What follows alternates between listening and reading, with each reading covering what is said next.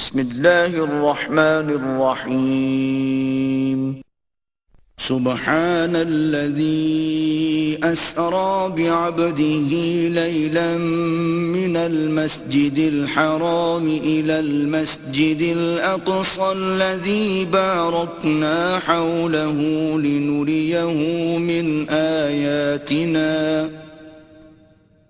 إنه هو السميع البصير আল-মেরাজ মহান আল্লাহ তাআলাই একমাত্র প্ৰশংসাৰ যোগ্য। এনেকুৱা প্ৰশংসা যাৰ কোনো সীমা নাই, যাৰ কোনো শেষ নাই।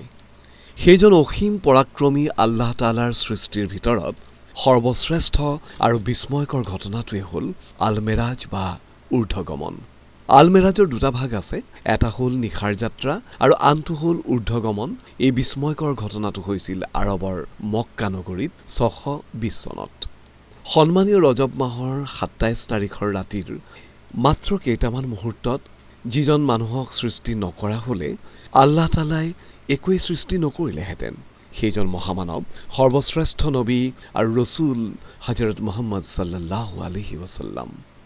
তেওঁ নবুৱত লাভ কৰাৰ ১০ম বছৰৰ ৰজব মাহৰ ২৭ তাৰিখৰ ৰাতি মক্কা নগৰীৰ পৰা জেৰুজালেম চহৰলৈ আৰু জেৰুজালেম বা বৈতুল মুকদ্দাছৰ মছজিদে আকছাৰ পৰা ঊৰ্ধ্বগমন কৰি নভোমণ্ডল অতিক্ৰম কৰাৰ পিছত আৰছত পদাৰ্পণ কৰোৱাই সৃষ্টি জগতৰ কিছু দৃশ্য মহান আল্লাহ তাআলাই তেওঁৰ হবিব হজৰত মুহাম্মদ সাল্লাল্লাহু আলাইহি ওয়াসাল্লামক দেখুওৱা অবিস্মৰণীয় ঘটনাটোকে আল-মেৰাজ বুলি অভিহিত কৰা হৈছে।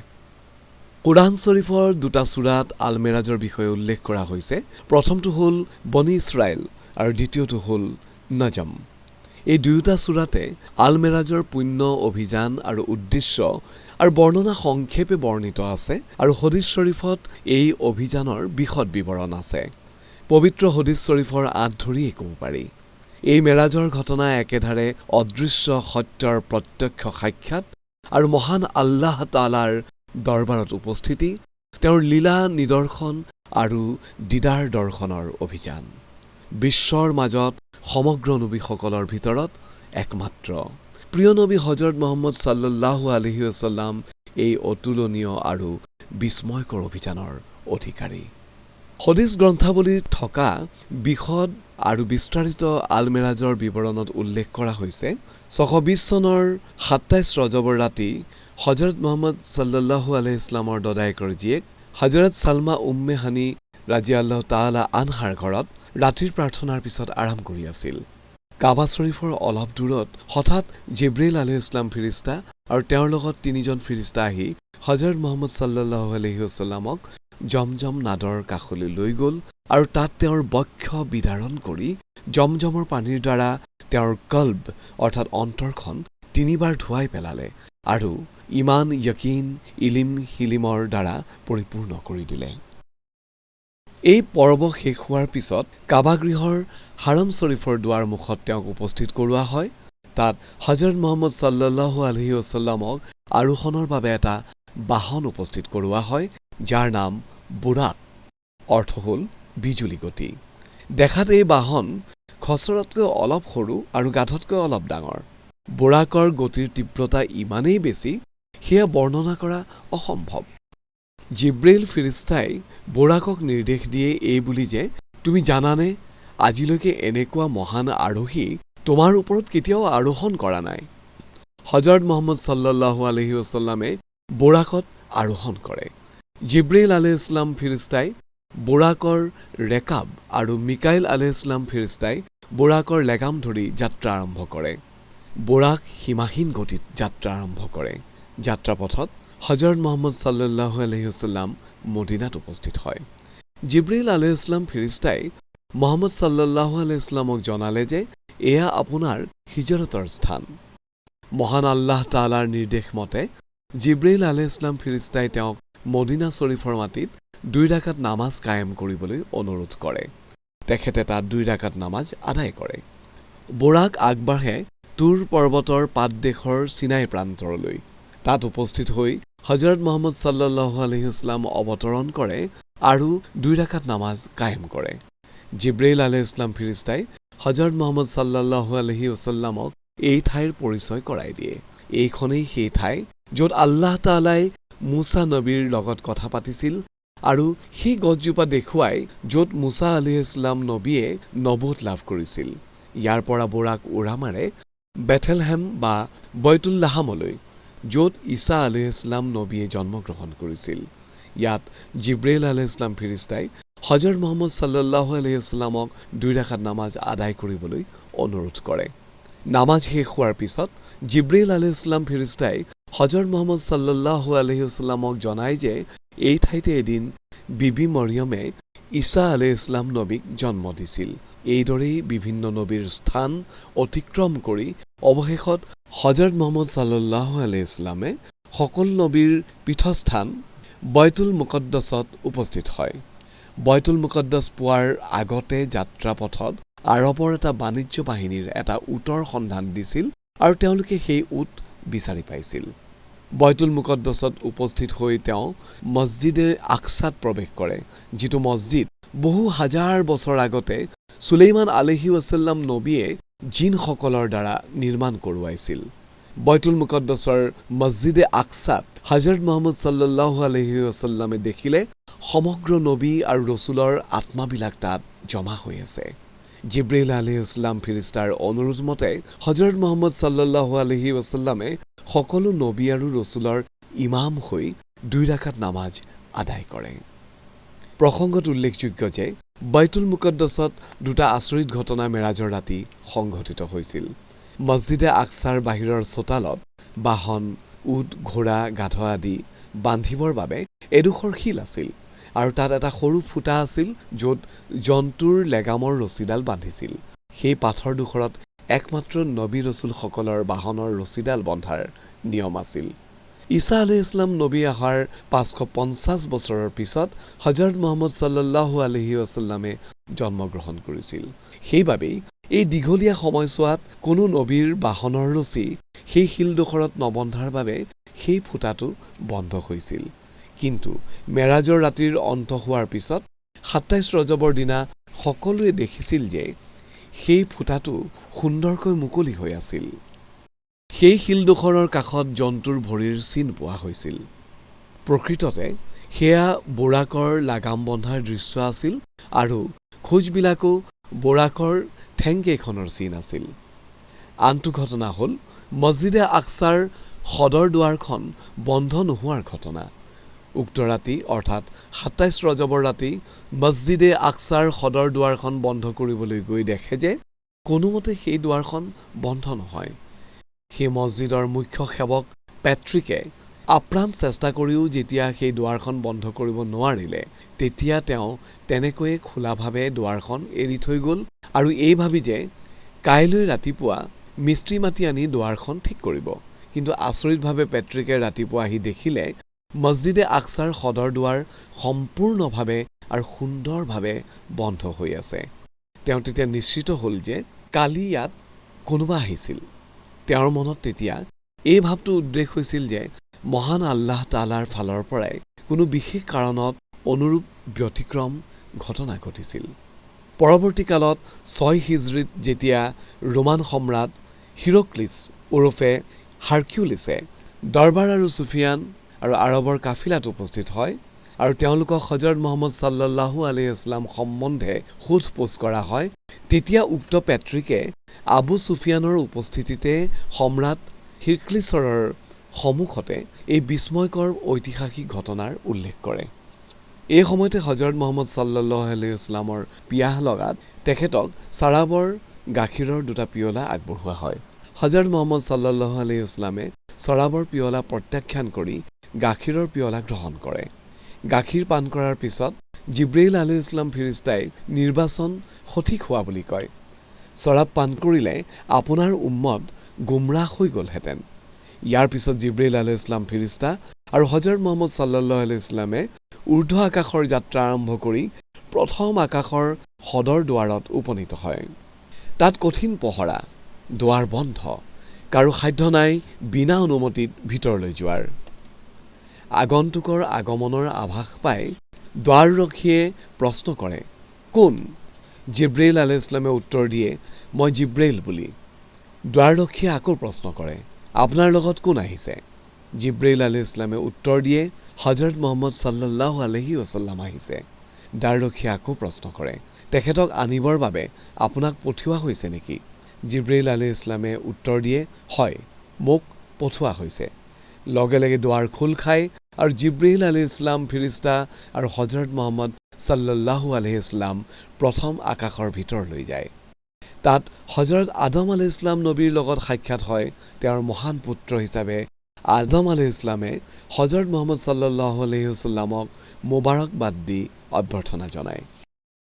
ইয়াৰ পিছত হজৰত মুহাম্মদ সাল্লাল্লাহু আলাইহি সাল্লাম আৰু জিব্ৰাইল আলাইহিছ সালাম দ্বিতীয় আকাশত আৰোহণ কৰে। আৰোহণৰ পথত সদৰ দুৱাৰত সেই একেইদৰে কঠিন জিজ্ঞাসা আৰু শেষ পৰ্যন্ত অনুমতি লাভ। দ্বিতীয় আকাশত হজৰত ঈসা আলাইহিছ সালাম নবী আৰু হজৰত এহিয়া নবীৰ লগত সাক্ষাৎ হয়। তেওঁলোকেও হজৰত মুহাম্মদ সাল্লাল্লাহু আলাইহি সাল্লামক মোবাৰকবাদ দি অভ্যৰ্থনা জনায়। ইয়াৰ পিছত তৃতীয় আকাশত পদাৰ্পণ কৰে। তৃতীয় আকাশত হজৰত মুহাম্মদ সাল্লাল্লাহু আলাইহি সাল্লামে ইউসুফ আলাইহিছ সালাম নবীক লগ পায়। ইউসুফ আলাইহিছ সালাম নবীয়ে মোবাৰকবাদ দি অভিনন্দন জনায়।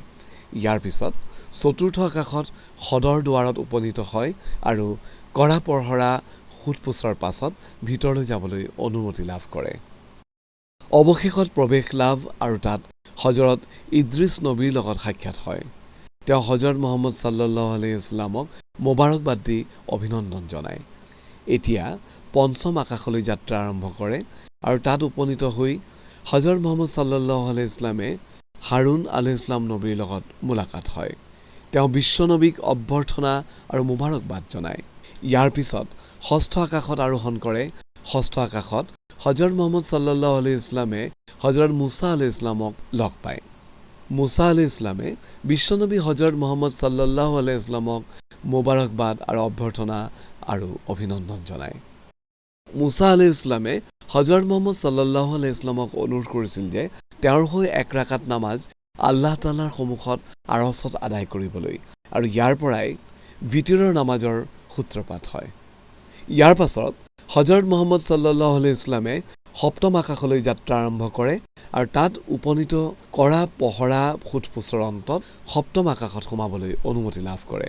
সপ্তম আকাশত মুহাম্মদ সাল্লাল্লাহু আলাইহি সাল্লামে ইব্ৰাহিম নবীৰ লগত সাক্ষাৎ লাভ কৰে। সপ্তম আকাশত থকা ফিৰিষ্টা জগতৰ কাবা বাইতুল মামুৰত হেলান দি ইব্ৰাহিম আলাইহিছ সালামক বহি থকা দেখিবলৈ পায়। হজৰত মুহাম্মদ সাল্লাল্লাহু আলাইহি সাল্লামে বাইতুল মামুৰত প্ৰৱেশ কৰি সেই মছজিদত 2 ৰাকাত নামাজ আদায় কৰে আৰু সেই বাইতুল মামুৰত প্ৰত্যেক দিনে 70,000 ফিৰিষ্টাই তাৱাফ কৰে আৰু কিয়ামতলৈকে কৰিয়ে থাকিব। সপ্তম আকাশত হজৰত মুহাম্মদ সাল্লাল্লাহু আলাইহি সাল্লামে হাউজ কৌচাৰ দেখিবলৈ পায় আৰু তাৰ পানী পান কৰে। হাউজে কৌচাৰৰ স্বাদ মধুতকৈ অধিক মিঠা আৰু খুশবু বা গোন্ধ মুছক বা মৃগনাভিতকৈ অধিক মনোমোহা বুলি নবী কৰিম সাল্লাল্লাহু আলাইহি ওয়াসাল্লামে উল্লেখ কৰিছে। ইয়াতে নহৰে ৰহমত বা ৰহমতে ঝৰ্ণা নামে এটা ঝৰ্ণা আছে, য'ত মুহাম্মদ সাল্লাল্লাহু আলাইহি সাল্লামে গোসল কৰে। সপ্তম আকাশৰ অন্তত বেহেস্তলৈ যাত্ৰা আৰম্ভ কৰে। বেহেষ্ট দৰ্শনৰ ভিতৰতে 4টা ঝৰ্ণা দেখিবলৈ পায়: মধুৰ ঝৰ্ণা, চৰাবৰ ঝৰ্ণা, পানীৰ ঝৰ্ণা আৰু গাখীৰৰ ঝৰ্ণা। হজৰত মুহাম্মদ সাল্লাল্লাহু আলাইহি সাল্লামক এই 4টা ঝৰ্ণাৰ পানীয়ে পান কৰিবলৈ নিমন্ত্ৰণ কৰা হয়। হজৰত মুহাম্মদ সাল্লাল্লাহু আলাইহি সাল্লামে গাখীৰৰ পাত্ৰ গ্ৰহণ কৰে আৰু গাখীৰ পান কৰে। এই অৱস্থা দেখি জিব্ৰাইল আলাইহিছ সালামে প্ৰকাশ কৰে, যদি আপুনি মদ পান কৰিলেহেঁতেন তেন্তে আপোনাৰ উম্মত গুমৰাহ হ'লহেঁতেন। হজৰত মুহাম্মদ সাল্লাল্লাহু আলাইহি সাল্লামে দেখিলে বেহেষ্টত মহান আল্লাহ তাআলাই নেক বান্দাসকলৰ বাবে এনেকুৱা আয়োজন কৰি ৰাখিছে যি দৃশ্য কোনেও দেখা নাই, কাণেৰে শুনা নাই, মনেৰে চিন্তা কৰিব নোৱাৰি। বেহেষ্টৰ তত্ত্বাৱধায়ক ফিৰিষ্টা ৰিজৱানৰ লগত সালাম বিনিময় হয়।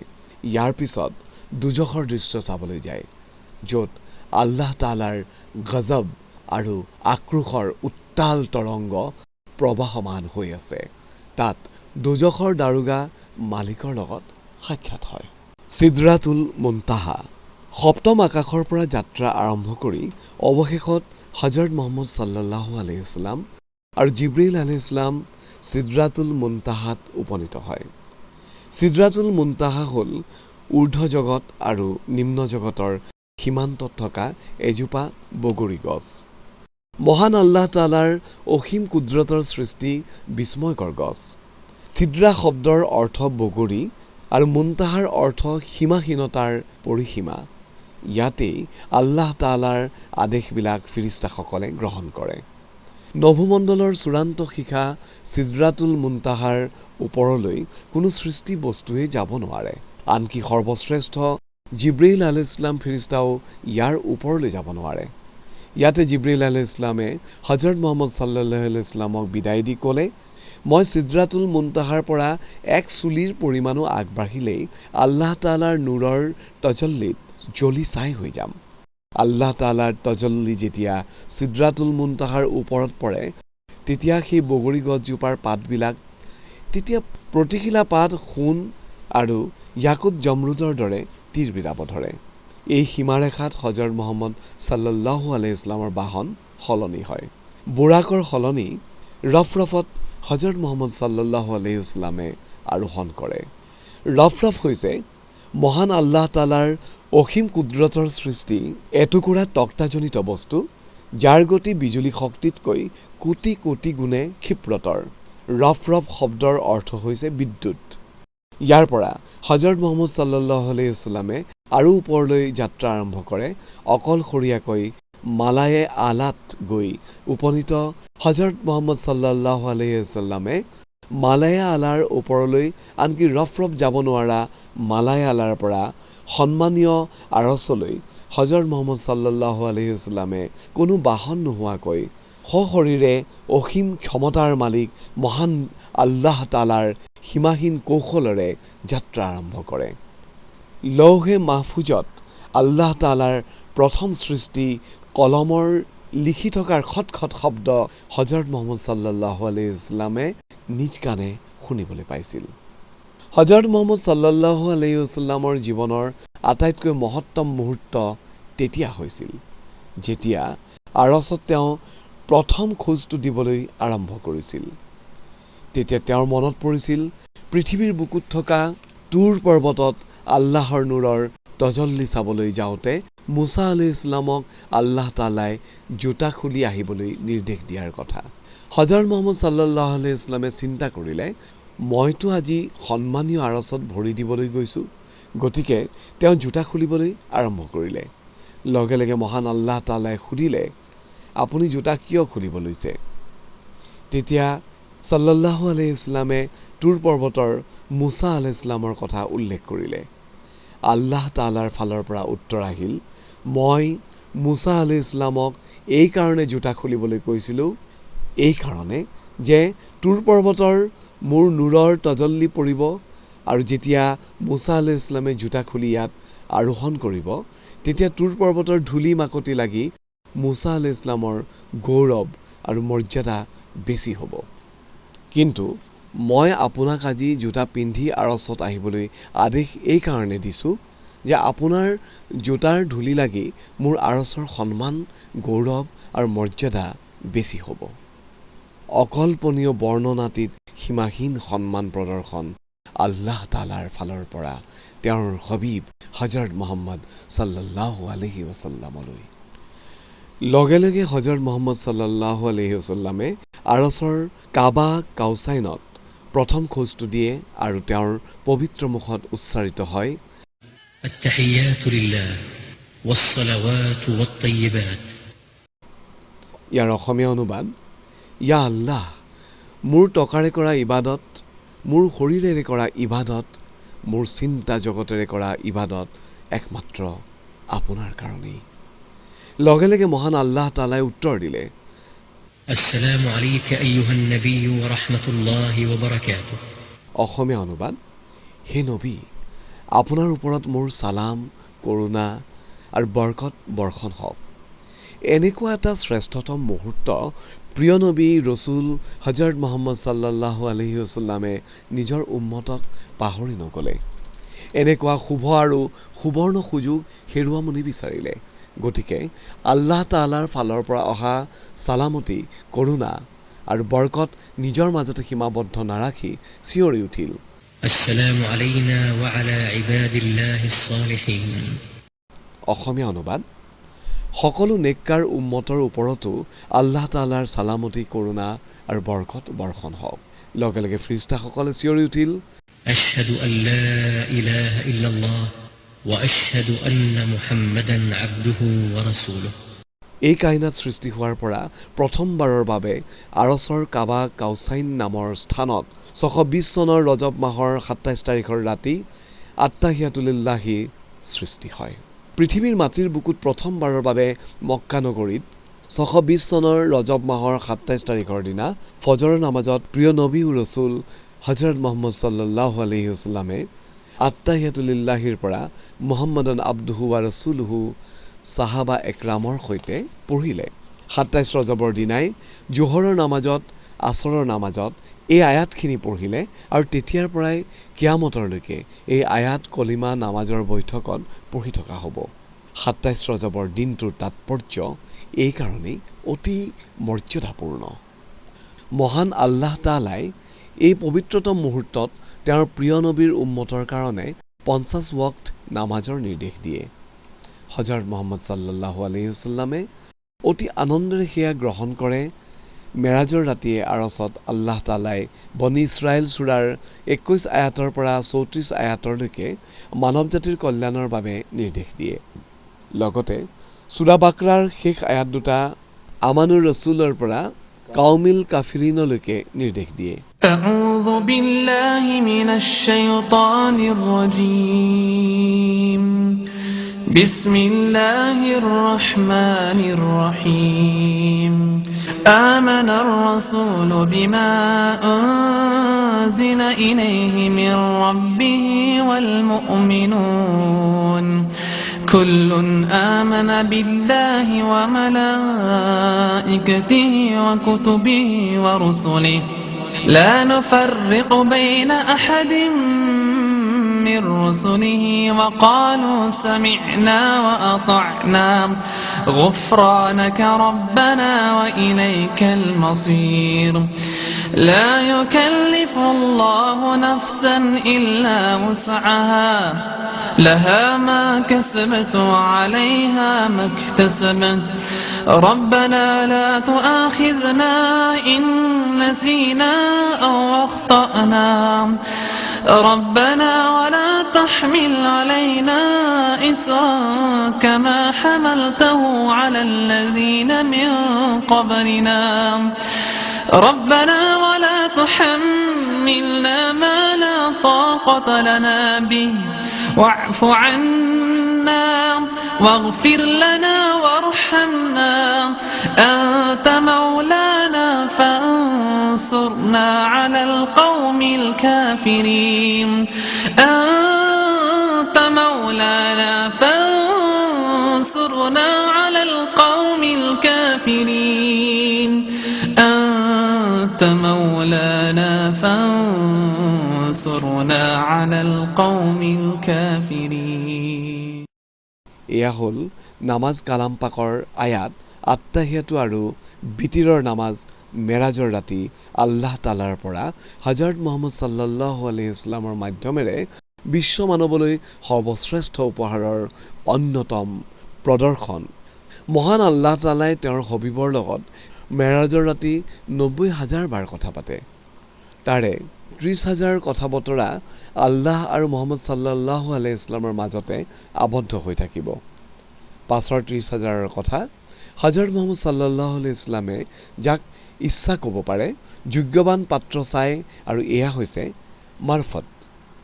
শেষৰ 30,000 কথা বতৰা বিশ্ব মানৱক জনাই দিবলৈ নিৰ্দেশ দিয়ে হজৰত মুহাম্মদ সাল্লাল্লাহু আলাইহি ওয়াসাল্লামক, আৰু এয়া হৈছে শৰীয়ত। মেৰাজৰ ৰাতি হজৰত মুহাম্মদ সাল্লাল্লাহু আলাইহি ওয়াসাল্লামে দেখা পাইছিল এখন সীমাহীন পথাৰ, যিখন পথাৰত 360টা স্তম্ভ আছে। প্ৰত্যেকটো স্তম্ভৰ মাজৰ ঠাইখিনিত 1200খন ময়দান আছে। প্ৰত্যেকখনত 70,000 ফিৰিষ্টা আছে। তেওঁলোকে প্ৰত্যেক মুহূৰ্তত সূৰা ইখলাছ অৰ্থাৎ কুল হু আল্লাহু আহাদ পাঠ কৰি আছে। بسم الله الرحمن الرحيم قل هو الله أحد الله الصمد لم يلد ولم يولد ولم يكن له كفوا أحد এই পৰিসংখ্যাৰ হিচাপ উলিয়াবলৈ হ'লে 360টা স্তম্ভ পূৰণ 12খন ময়দান পূৰণ 70,000 ফিৰিস্তা এই গুণবাচক পূৰণ ফলৰ সহায় ল'বলগীয়া হ'লে যি হ'ব সিমানখিনি সবাব ওলাব হযৰত মুহাম্মদ সাল্লাল্লাহু আলাইহি ওয়াসাল্লামৰ এজন উম্মতে এবাৰ অন্তৰৰ সৈতে সূৰা ইখলাছ পাঠ কৰিলে। সেইবাবে সমগ্ৰ জীৱনত বিশেষকৈ ৰজব মাহত আৰু মেৰাজৰ ৰাতি আৰু দিনত সূৰা ইখলাছ পাঠ কৰাটো অতি প্ৰয়োজনীয় কথা। মহান আল্লাহ তাআলাই 50 ওয়াক্ত নামাজৰ লগতে এই শুভবাৰ্তা প্ৰেৰণ কৰে হযৰত মুহাম্মদ সাল্লাল্লাহু আলাইহি ওয়াসাল্লামক এই বুলি যে আপোনাৰ প্ৰত্যেক উম্মতে প্ৰত্যেকটো পুণ্য কামৰ বাবে 10টা পুণ্য লাভ কৰিব। আপোনাৰ উম্মতে কোনো পুণ্য কাম কৰিবলৈ ঠিক কৰিলে এটা পুণ্য লাভ কৰিব আৰু পুণ্য কামটো সম্পূৰ্ণ কৰিলে 10টা পুণ্য লাভ কৰিব। আনহাতে কোনো পাপৰ কাম কৰিবলৈ চিন্তা কৰিলে কোনো পাপ লিখা নহ'ব আৰু পাপ কামটো কৰি পেলালে মাত্ৰ এটা পাপ লিখা হ'ব। অপৰিসীম কৰোণাময় আল্লাহ তাআলাৰ ফালৰ পৰা ৰসুল কৰিম সাল্লাল্লাহু আলাইহি ওয়াসাল্লামৰ উম্মতৰ প্ৰতি এয়া হ'ল মেৰাজৰ ৰাতি সমস্ত উপহাৰৰ অন্যতম উপহাৰ। হযৰত মুহাম্মদ সাল্লাল্লাহু আলাইহি ওয়াসাল্লামৰ দৰে সশৰীৰে ঊৰ্ধ্ব জগতৰ নভমণ্ডলত গমন আৰু আল্লাহ তাআলাৰ সমীপত উপস্থিতি আৰু সান্নিধ্য লাভৰ যোগ্যতা তেওঁৰ উম্মতৰ নাই, কোনো মানুহৰে নাই। কিন্তু সেই বুলি তেওঁৰ উম্মত এই মহান সৌভাগ্যৰ পৰা বঞ্চিত থাকিবনে? হুজুৰ সাল্লাল্লাহু আলাইহি ওয়াসাল্লামে অদৃশ্য জগত পৰিভ্ৰমণ আৰু ঊৰ্ধ্বলোকৰ লীলা খেলা দৰ্শন কৰি উম্মতৰ ওচৰলৈ খালী হাত লৈ আহিব, এয়া হ'বই নোৱাৰে। আল্লাহ তাআলাৰ শানত তেওঁৰ মৰ্যাদাৰ পৰাক্ৰমত এয়া শোভা নাপায়। সেইকাৰণে উল্লেখিত শুভবাৰ্তা নামাজৰ মধুৰ সুখবৰ কালাম পাকৰ গুৰুত্বপূৰ্ণ আয়াত এই সকলোবিলাক হযৰত মুহাম্মদ সাল্লাল্লাহু আলাইহি ওয়াসাল্লামে নিজৰ উম্মতৰ বাবে মহান আল্লাহ তাআলাৰ তৰফৰ পৰা উপহাৰ হিচাপে লৈ আহিলে মেৰাজৰ ৰজনীত মক্কা শৰীফত। তেওঁৰ ভনীয়েক উম্মে হানিৰ ঘৰত অৰ্থাৎ ব্যাপক অৰ্থত বিশ্বৰ বুকুলৈ। মেৰাজৰ ৰাতি হযৰত মুহাম্মদ সাল্লাল্লাহু আলাইহি ওয়াসাল্লামে আৰু এটা সুন্দৰ মনোমোহা দৃশ্য দৰ্শন কৰিছিল। তেওঁ দেখিছিলে এটা প্ৰান্তত 300টা কল্পনাতীতভাৱে মনোমোহা প্ৰসাদ বা ঘৰ অৱস্থিত আছে আৰু তেওঁ য'ত থিয় হৈ আছিল সোঁফালে এই দৃশ্য তেওঁ দেখিছিল। তেওঁৰ বাওঁফালে দেখিলে একমাত্ৰ এটা প্ৰাসাদ বা ঘৰ। তেতিয়া আল্লাহ তাআলাক এই 300টা ঘৰ আৰু আনফালে এটা ঘৰ থকাৰ তাৎপৰ্য সুধিছিল তেওঁ। তেতিয়া তেওঁক জনোৱা হ'ল সোঁফালে থকা 300 সুন্দৰ প্ৰাসাদ অতি জলিল কাদৰ নবী আৰু ৰসুলসকলৰ ঘৰ হয়। এই 300টা ঘৰ পাৰ হৈয়ে বেহেস্তলৈ যাব পাৰিব। আনহাতে বাওঁফালে থকা একমাত্ৰ ঘৰটো হ'ল হযৰত মুহাম্মদ সাল্লাল্লাহু আলাইহি ওয়াসাল্লামৰ। সেই ঘৰটো অতিক্ৰম কৰিয়েই দুজখলৈ যাব পাৰিব। এই কাৰণে এই ভৌগোলিক অৱস্থান কৰিলে যে মুহাম্মদ সাল্লাল্লাহু আলাইহি ওয়াসাল্লামৰ গুনাহগাৰ বান্দাসকল যেতিয়া দুজখলৈ গতি কৰিব তেতিয়া সেই ঘৰটোৰ সন্মুখেদি যাওঁতে হযৰত মুহাম্মদ সাল্লাল্লাহু আলাইহি ওয়াসাল্লামে তেওঁলোকক দুজখৰ পৰা পৰিত্ৰাণ পাবলৈ আল্লাহ তাআলাৰ দৰবাৰত আপ্ৰাণ চেষ্টা চলাব। সেই ৰাতি আন এটা বিস্ময়কৰ দৃশ্য তেওঁ দেখিছিল। তেওঁ দেখিছিল বেহেস্তি মানুহবিলাকৰ 120টা লাইন হ'ব, তাৰে 80টা লাইন হযৰত মুহাম্মদ সাল্লাল্লাহু আলাইহি ওয়াসাল্লামৰ উম্মতৰ লাইন হ'ব আৰু বাকী 40টা লাইন আন নবী ৰসুলসকলৰ উম্মতৰ লাইন হ'ব। সকলো দৃশ্য দৰ্শন কৰাৰ পাছত যিমানখিনি তেওঁক আল্লাহ তাআলাই দেখুৱালে হঠাৎ তেওঁৰ মনত পৰিলে 6 নম্বৰ আকাশত থকা মুছা নবীয়ে আল্লাহ তাআলাৰ সন্মুখত এক ৰাকাত নামাজ আদায় কৰিব কৈছিল। সেই অনুৰোধ অনুসাৰে মুহাম্মদ সাল্লাল্লাহু আলাইহি ওয়াসাল্লামে আৰছত মেৰাজৰ ৰাতি আল্লাহ তাআলাৰ সন্মুখত এক ৰাকাত নামাজ আদায় কৰিব ধৰিলে। নামাজ শেষ হোৱাৰ অলপ আগতে তেওঁৰ মনলৈ আহিল 6 নম্বৰ আকাশত থাকি যদি মুছা নবীয়ে আৰছত নামাজ আদায় কৰিবলৈ অনুৰোধ কৰে, মইতো আজি স্বয়ং আৰছত আল্লাহ তাআলাৰ সন্মুখত উপস্থিত আছোঁ, তেন্তে কিয় মোৰ ফালৰ পৰা আৰু এক ৰাকাত নামাজ আদায় নকৰোঁ? এই ভাবি তেওঁ দ্বিতীয় ৰাকাত আৰম্ভ কৰি দিয়ে। দ্বিতীয় ৰাকাত শেষ হোৱাৰ আগতে মহান আল্লাহ তাআলাৰ ফালৰ পৰা নিৰ্দেশ আহিল, হে মুহাম্মদ মোৰ ফালৰ পৰা 1 ৰাকাত কায়েম কৰক। তেতিয়া তেখেতে তৃতীয় ৰাকাত সম্পূৰ্ণ কৰে। তৃতীয় ৰাকাত যিহেতু আল্লাহৰ হুকুম আছিল, সেইকাৰণে কাণৰ ওচৰলৈ হাত তুলি আকৌ এবাৰ আল্লাহু আকবাৰ ক'ব লাগে। এইদৰে এই কায়নাতত প্ৰথমবাৰৰ বাবে ভিতৰুৱা নামাজৰ 620 চনৰ 27 ৰজবৰ মেৰাজৰ ৰাতি আৰম্ভ হ'ল। আৰু এই পৃথিৱীৰ বুকুত প্ৰথমবাৰৰ বাবে আৰম্ভ হ'ল মক্কা শ্বৰীফত 620 চনৰ 28 ৰজবৰ ৰাতি ঈশা নামাজৰ শেষত। এয়া হ'ল ভিতৰুৱা নামাজৰ তাৎপৰ্য আৰু মেৰাজৰ ৰাতিৰ বৈশিষ্ট্য। মেৰাজৰ পৰা উভতি আহোঁতে 6 নম্বৰ আকাশত থকা মুছা নবীৰ লগত পুনৰ সাক্ষাৎ হয়। মুছা নবীয়ে মুহাম্মদ সাল্লাল্লাহু আলাইহি ওয়াসাল্লামক তেওঁৰ উম্মতে 50 ওয়াক্ত নামাজ আদায় কৰিবলৈ অক্ষম হ'ব বুলি ক'লে। লগতে তেওঁ মুহাম্মদ সাল্লাল্লাহু আলাইহি ওয়াসাল্লামক আল্লাহ তাআলাৰ ওচৰলৈ গৈ নামাজৰ সংখ্যা কমাবলৈ অনুৰোধ কৰিবলৈ ক'লে। এইদৰে 5 বাৰ মুছা নবীৰ অনুৰোধ ৰাখি মুহাম্মদ সাল্লাল্লাহু আলাইহি ওয়াসাল্লামে আল্লাহ তাআলাৰ ওচৰলৈ গৈ 50 ওয়াক্ত নামাজৰ ঠাইত 5 ওয়াক্ত নামাজৰ আদেশ পায়। ইয়াৰ পিছতো আকৌ কৈছিল আপোনাৰ উম্মতে 5 ওয়াক্ত নামাজ আদায় কৰিব নোৱাৰিব বুলি। কিন্তু হযৰত মুহাম্মদ সাল্লাল্লাহু আলাইহি ওয়াসাল্লামে আকৌ এবাৰ নামাজ কমাবলৈ অনুৰোধ কৰিবলৈ লাজ পালে আৰু 5 ওয়াক্ত নামাজ উম্মতৰ বাবে তোহফা হিচাপে লৈ আহিল। কিন্তু মহান আল্লাহ তাআলাই 5 ওয়াক্ত নামাজতে 50 ওয়াক্ত নামাজৰ সবাব ঘোষণা কৰিলে, কাৰণ আল্লাহ তাআলাৰ আদেশত কেতিয়াও লৰচৰ নহয়। নামাজৰ মাধ্যমেৰে মুহাম্মদ সাল্লাল্লাহু আলাইহি ওয়াসাল্লামৰ উম্মতে এইখন পৃথিৱীত থাকিয়েই আল্লাহৰ যথাযোগ্য সান্নিধ্য আৰু প্ৰসন্নতা লাভ কৰিব পাৰিব। উম্মতৰ বাবে নামাজেই মেৰাজ। নামাজ সম্পৰ্কে বৰ্ণিত হাদিছ আৰু কোৰাণৰ আয়াত আৰু নামাজৰ মাহাত্ম্য বিশ্লেষণ কৰিলে এই মহান সত্যৰ তাৎপৰ্য উপলব্ধি কৰিবলৈ কষ্ট নহয়। সেইকাৰণে নামাজক মুমিনৰ মেৰাজ বুলি উল্লেখ কৰা হৈছে। আনকি সূৰা বনী ইছৰাইল সূৰাৰ প্ৰথম আয়াতটোতো মেৰাজৰ কথা উল্লেখ আছে। এই সূৰাৰ 21 নম্বৰ আয়াতৰ পৰা 34 নম্বৰ আয়াতলৈ মহান আল্লাহ তাআলাৰ ফালৰ পৰা যি নিৰ্দেশ আছে, সেই নিৰ্দেশৰ ওপৰত ভিত্তি কৰিয়েই 20 শতিকাত লীগ অৱ নেশ্যনৰ জন্ম হয়। এই লীগ অৱ নেশ্যনে পাছত ৰাষ্ট্ৰসংঘ বা UN নামে জনাজাত হয়। এই 14টা আয়াতত মানৱ জীৱনৰ শান্তিৰ বাবে যি নিৰ্দেশ আছে, সেয়া যদি কাৰ্যকৰী কৰা হয়, তেন্তে অনতিপলমে এই বিশ্বলৈ পাৰিবাৰিক, সামাজিক, ৰাজনৈতিক আৰু অৰ্থনৈতিক ভাৰসাম্যতা আহি পৰিব। এই উক্ত পৃথিৱী বিখ্যাত মনীষীসকলৰ।